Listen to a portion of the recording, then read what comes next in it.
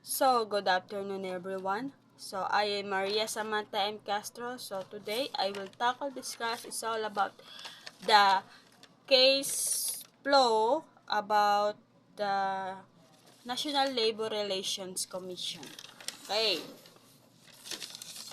So, the NLRC case flow in the Philippines start with filing a complaint at a regional arbitration branch, moving to mandatory mediation conciliation o SENA, then to labor arbiters or LA for position papers and hearings if no settlement, and finally to the NLRC commission paper ay commission proper if for appeals of LA decisions involving memorandum of appeal, verification, and grounds with options for further review by the Court of Appeals and Supreme Court, emphasizing due process and compulsory arbitration. So, number 1 is filing and initial stages. Original arbitration branch.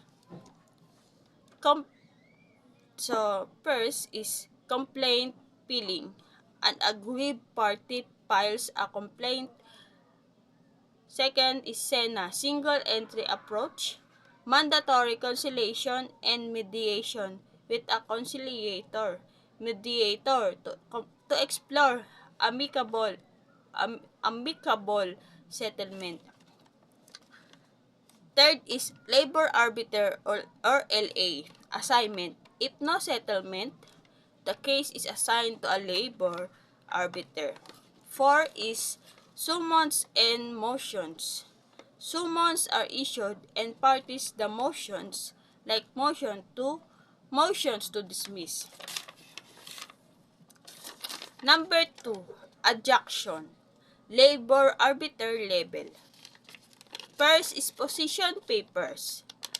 Parties submit verified position papers and evidence. Second is hearings or clarifications. LA holds conferences, asks clarifying questions, or subpoenas evidence. 3 is decision. The LA renders a decision. 3. Appeal and LRC Commission proper.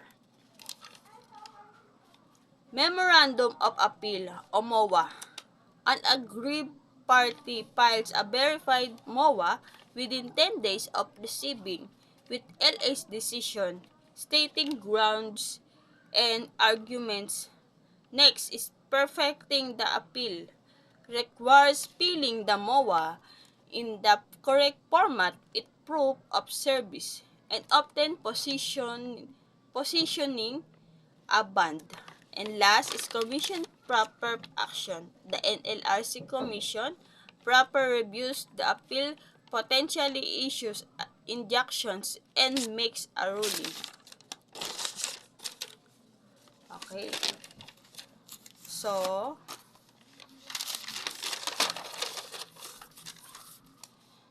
okay. So, case flow stages. Number 1 is filing of complaint. Number 2, assignment of summons. Number 3, mandatory conciliation mediation. Number 4, labor arbiter's decision. Number 5, appeal to NLRC Commission proper. Number 6, NLRC action. And number 7, further appeals.